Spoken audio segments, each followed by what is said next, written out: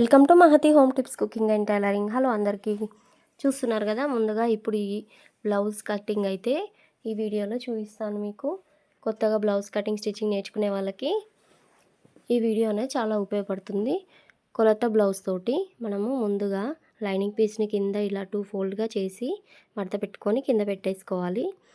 మనకు ఉన్న కొలత బ్లౌజ్ని నడుం చుట్టూ ఇలా 4 ఫోల్డ్గా మలిచేసి వీడియోలో చూపిస్తున్న విధంగా ఇలా మార్క్ అయితే వేసుకోండి. ఇలా మార్క్ వేసిన తర్వాత షోల్డర్ నుంచి కరెక్ట్ నడుము వరకు హైట్, బ్లౌజ్ హైట్ అనేది చూసుకోవాలి. వీడియోలో చూపిస్తున్న విధంగా కరెక్ట్గా మార్కింగ్ వేసుకొని ఎక్స్ట్రా కుట్ల కోసం హాఫ్ ఇంచ్ మార్కింగ్ అనేది వేయండి. వీడియోలో చూపిస్తున్న విధంగా మీ దగ్గర మార్కర్ ఉంటే మార్కర్, చాక్ పీస్ ఉంటే చాక్ పీస్ తోటి ఇలా లైన్ అనేది వేసేయండి. స్కేల్ పెట్టుకొని, నాకు అలవాటు కాబట్టి స్కేల్ అనేది వాడడం లేదు. కొత్తగా నేర్చుకునే వాళ్ళు స్కేల్ వాడండి. సో కాలర్,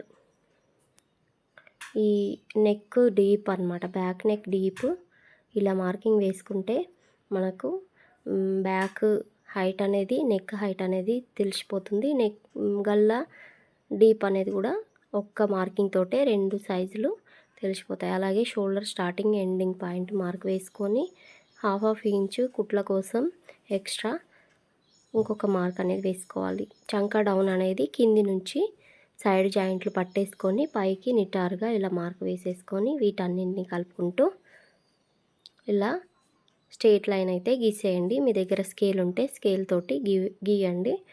నాకు అలవాటు కాబట్టి నేను ఇలా మామూలుగా చేతితోటే డ్రా చేస్తున్నాను. సో మీకు చూపించడానికి ఇలా చేతితో డ్రా చేస్తున్నాను. స్కేల్ వాడడం లేదు, నాకు అలవాటు కాబట్టి స్కేల్ వాడడం లేదు. సో కొత్తగా నేర్చుకునే వాళ్ళు స్కేల్ వాడండి, కర్వ్ స్కేల్ కూడా ఉంటుంది. సో చేతి రౌండ్ ఇలా మార్క్ వేసుకొని కిందికి బ్యాక్ టక్స్ వదిలేసి ఒక 1 ఇంచ్ పెట్టుకున్నాం కదా, దానికి కలిపేసుకోవాలన్నమాట. సో ఈ చంకా డౌన్ అనేది హాఫ్ ఇంచ్ డౌన్ చేస్తున్నాను నేను. ఎందుకంటే ఈ కస్టమర్కి సైడ్ జాయింట్లు ముడతలుగా వస్తాయి అని అన్నారు కాబట్టి కొంచెం డౌన్ చేస్తే మనకు సెట్ అయిపోతుందన్నమాట. సో కరెక్ట్గా ఇలా డౌన్ చేసి చంక రౌండ్ కూడా 1.5 లోతుకి డ్రా చేసేసి ఇప్పుడు చేతి రౌండ్, చంక రౌండ్ అనేది వీడియోలో చూపిస్తున్న విధంగా ఇలా చూసుకొని ఇలా డ్రా చేసి కిందికి కలిపేసేయాలి. ఎక్స్ట్రా కుట్ల కోసం 2 ఇంచెస్ కలిపేసేయాలి. నేను ఇలా చేతితోటి ఇలా వేస్తున్నానని ఒకరు కామెంట్ చేసి చెప్పారు కూడా. సో అలవాటు ఉంది కాబట్టి నేను ఇలా చాక్ పీస్ తోటి డ్రా చేస్తున్నాను. మీకు అలవాటు లేదు కాబట్టి మీరు అలా అంటుండ్రు. స్కేల్ అలవాటు ఉన్న వాళ్ళకు అలాగే అంటారు. సో స్కేల్ అలవాటు అయితే స్కేలే పట్టుకోవాల్సి వస్తుంది. అర్జెంటుగా స్కేల్ దొరకకుంటే మనకు చాలా ప్రాబ్లం వచ్చేస్తుంది అనమాట. సో మ్యాక్సిమం మనం స్కేల్ని పెట్టకుండా రెండు రకాలుగా మనము మార్కింగ్ అయితే వేసుకోవాలన్నమాట. నా కామెంట్లో ఇలా చాక్ పీస్తో బరాబరా గీకడే బదులు స్కేల్ పెట్టి నీట్గా చూపించవచ్చు కదా అని కామెంట్ అనేది వచ్చింది. సో నేనేం నెగిటివ్గా తీసుకోవట్లేదు. వాళ్ళు నా మిగతా వీడియోలు ఏవి చూడలేరు. నేను స్కేల్ పెట్టి కూడా వీడియోస్ అనేటివి చేశాను. సో బ్యాక్ పార్ట్ కట్ అయిపోయింది కదా, ఇలా స్కేల్ లేకుండా కూడా మనము ఒక్కసారి ట్రై చేయాలి. సడన్గా మనకు స్కేల్ దొరకకుండా చేతితో కూడా ఈజీగా కొలత బ్లౌజ్ తోటి మార్కింగ్ వేసుకోవడం మనకు రావాలి. స్కేల్ ఉంటేనే మనకు కటింగ్ వస్తుంది అని అంటే చాలా రాంగ్ అండి. స్కేల్ లేకుండా మనం ఈజీగా చేతి కొలతలతో కూడా కటింగ్ అనేది నేర్చుకుంటేనే పర్ఫెక్ట్ టైలర్స్ అని అనిపించుకుంటారని నేను అనుకుంటున్నాను. సో చూడండి, ఇలా బ్యాక్ పార్ట్ ఎలా ఉందో అలా మార్కింగ్ వేసుకొని ఫ్రంట్ గల్లా ఎక్కడుందో అక్కడ మార్కింగ్ అనేది వేసుకోవాలన్నమాట. So as it is back part ఎలా ఉందో అలా మార్కింగ్ వేసేసి కింద 2 ఇంచెస్ వదిలేసాను కదా.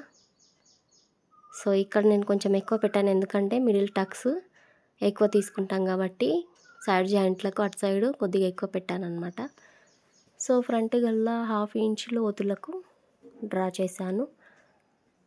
ఫ్రంట్ చంక భాగంలో 1/2 ఇంచ్ లోతు డ్రా చేశాను. ఇలాగే ఫ్రంట్ గల్ల కూడా రౌండ్ తింపేశాను. హుక్స్ పార్ట్ చూసుకుంటున్నాను చూడండి. హుక్స్ పార్ట్ కరెక్ట్గా ఇలా మిడిల్లో టక్స్ ప్లేస్ వదిలేసి ఎక్కడ ఎండ్ అవుతుందో అక్కడ ఒక మార్క్, ఎక్స్ట్రా కుట్ల కోసం ఒక మార్క్. కరెక్ట్ మిడిల్లో పట్టుకొని షోల్డర్ మధ్యలో పట్టుకొని కిందికి లాగకుండా మనకు టక్స్ ఎక్కడుందో అక్కడ ఒక మార్క్, ఎక్స్ట్రా కుట్ల కోసం ఒక మార్క్ వేసేయాలి. దీనికి 4th టక్స్ కూడా ఉంది కాబట్టి దాన్ని కూడా క్లాత్ అనేది వదిలేసి వీడియోలో చూపిస్తున్న విధంగా డ్రా అనేది చేసుకోండి. సో చూడండి, ఈజీగా ఫ్రంట్ పార్ట్ అయితే డ్రా చేశాను. ఇప్పుడైతే కటింగ్ చేస్తాను చూడండి. చాలా ఈజీగా ఫ్రంట్ పార్ట్ అయితే కట్ చేశాను. ఎప్పుడైనా మనము ఫ్రంట్ పార్ట్ కట్ చేసేటప్పుడు ఈ హుక్స్ పార్ట్ అనేది చూసుకోవాలి. హుక్స్ పార్ట్ మెయిన్ అన్నమాట. మనం డ్రా చేసుకున్న దానికంటే కొద్దిగా బయటకు కట్ చేసుకోవాలి. ఈ షోల్డర్ ప్లేస్లో మాత్రం మనము బ్యాక్ పార్ట్ ఎక్కడ కట్ చేసామో అక్కడ చూడండి, హుక్స్ పార్ట్లో పైనకు ఒక పాదం మందం క్రాస్ తీసాను పైకి. అలాగే మనం డ్రా చేసుకున్న మార్కింగ్కి లోపలి సైడ్ కట్ చేస్తున్నాను చూడండి. షోల్డర్స్ అలాగే చంక రౌండ్ కూడా ఈ మార్కర్కి మనం వేసుకున్న మార్క్ లోపలికి కట్ చేస్తున్నాను. కరెక్ట్ ఆ మార్కర్ బయటకు కట్ చేయట్లేదు. ఎందుకంటే మనం కొలుచుకున్న బ్యాక్ పార్ట్ బయట మార్కింగ్ వేసాం కాబట్టి మనం ఆ మార్కింగ్కి లోపలనే కట్ చేయాలి. షోల్డర్ అనేది ఎక్కువ తక్కువలో అవుతుంది. గుర్తుంచుకోండి, షోల్డర్ ప్లేస్లో ఖచ్చితంగా మార్కింగ్కి లోపలికి కట్ చేయాలన్నమాట. మనం వేసుకున్న మార్కింగ్కి లోపలికి కట్ చేయాలి. బయటకు కట్ చేస్తామంటే షోల్డర్ ఫ్రంట్ది ఎక్కువైపోతుంది. So back part front part అయిపోయింది. ఈ మిగిలిన దాంట్లో నేను పఫ్ హ్యాండ్స్ కట్ చేస్తాను చూడండి. ఈ మిగిలిన క్లాత్ 2 ఫోల్డ్స్ ఉంది కదా, 4 ఫోల్డ్గా మలిచేసుకొని హ్యాండ్ అనేది first as it is hand ఎలా ఉందో అలా మార్కింగ్ వేస్తాను. పఫ్ హ్యాండ్స్కి ఎప్పుడైనా ఎవరైనా హ్యాండ్ సైజు, చేతి రౌండ్, చంక రౌండ్ ఇవన్నీ మార్క్ వేసుకొని హైట్ అవన్నీ మార్క్ వేసుకొని యాజ్ ఇట్ ఈస్ హ్యాండ్ ఎలా ఉందో అలా మార్క్ వేసుకున్న తర్వాతనే పఫ్ కోసం మనకి ఎన్ని కుచ్చులు కావాలి, ఎక్కువ కావాలంటే ఎక్కువ హైట్ రౌండ్ తింపుకోవాలి. తక్కువ కుచ్చులు కావాలి అని అనుకుంటే తక్కువ హైట్ రౌండ్ అనేది తింపుకోవాలన్నమాట. సో చూడండి, హ్యాండ్ యాజ్ ఇట్ ఈస్ చేతి రౌండ్ స్టార్టింగ్లో చంక రౌండ్ కూడా డ్రా చేశాను. కిందికి మనం హైట్ కంటే మన చంక ప్లేస్ డౌన్ ఉంటుంది చూడండి. 2 ఇంచెస్ 2.5 ఇంచెస్ అలా డౌన్ ఉంటుంది. కొలత బ్లౌజ్ని ఆధారంగా మనం డౌన్ చేసుకోవాలి. సో నేనైతే ఈ రౌండ్ అనేది ఇలా డ్రా చేస్తున్నాను. నాకు ఎక్కువ కుచ్చులు అవసరం లేదు, 2-3 కుచ్చులు అయితే సరిపోతుంది అంటే నేను ఇలా డ్రా చేశాను. కటింగ్ చేస్తున్నాను చూడండి. ఇలా కట్ చేసిన తర్వాత ఈ హ్యాండ్కి సైడ్ జాయింట్లు పడతాయి చూడండి. సైడ్ జాయింట్లు ఎక్కడ ఉన్నాయి చూస్తున్నారు కదా, నేను ప్లస్ సింబల్ ఆకారం కట్ చేశాను చూడండి. దాని తర్వాత మన క్లాత్ చాలా అవసరపడుతుంది. సో అంతే క్లాత్ మనకు సరిపోదు కాబట్టి ఎక్స్ట్రా క్లాత్ అనేది ఇదే క్లాత్ 4 ఫోల్డ్ చేసిన దాంట్లోనే ఇలా సైడ్కి తీసేసి క్లాత్ అనేది టూ సైడ్స్ మలిచింది ఉంటుంది కదా, ఒక సైడ్ మొత్తం 2 పీసెస్ కావాలంటే ఇలా విడివిడి కట్ చేసుకొని ఈ అతుకులు కూడా దీనికే అటాచ్ చేసి పిన్ అనేది పెట్టేస్తున్నాం. ఇలా పెట్టేసిన తర్వాత బ్యాక్ పార్ట్ తీసిన తర్వాత మిగిలిన క్లాత్ ఉంటుంది చూడండి, ఆ క్లాత్లో షేప్ బెల్ట్ అనేటివి వస్తాయి. సో ఇదైతే బ్యాక్ పార్ట్ తీసిన తర్వాత మిగిలిన అటు సైడ్ క్లాత్ ఉంటుంది కదా, విడివిడి క్లాత్ ఫోల్డింగ్ సైడ్ మనది కదా, అందులో బ్యాక్ పార్ట్ వచ్చింది. అన్ఫోల్డింగ్ సైడ్ అటు సైడ్ ఉంటుంది కదా, దాంట్లో మనకు షేప్ బెల్ట్ అనేవి వస్తాయి చూడండి. కొలత బ్లౌజ్ని ఇలా పెట్టేసుకొని కరెక్ట్గా షేప్ బెల్ట్లకు ఎక్కడున్నాయో అక్కడ మార్కింగ్ వేసుకొని ఎక్స్ట్రా కుట్ల కోసం 1/2 ఇంచ్ పైన కింద వదిలేసి పొడవు చూసుకొని ఇలా డ్రా చేసుకోవాలన్నమాట.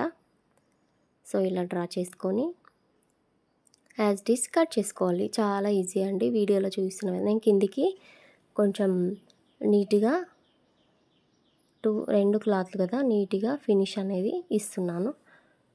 కిందికి కొద్దిగా నీట్గా స్ట్రైట్గా కట్ చేసి ఇలా వీడియోలో చూస్తున్న విధంగా కటింగ్ అయితే చేసేయండి షేప్ బెల్ట్లు. సో కంప్లీట్ అయిపోయిందండి చూడండి. ఫ్రంట్ పీసు, షేప్ బెల్ట్లు, back part, puff hands. Lining piece అయితే చాలా ఈజీగా కటింగ్ అయితే చేశాను. మీకు ఏమైనా డౌట్స్ ఉంటే నాకు కామెంట్లో అడగండి, ఖచ్చితంగా ఎక్స్ప్లెయిన్ చేస్తాను. కొత్తగా నేర్చుకునే వాళ్ళు ఈ వీడియో నీట్గా చూస్తే ఖచ్చితంగా అర్థమవుతుంది. లైక్ ఇవ్వండి ప్లీజ్ నా వీడియోకి, సబ్స్క్రైబ్ చేసుకోండి. Thank you for watching.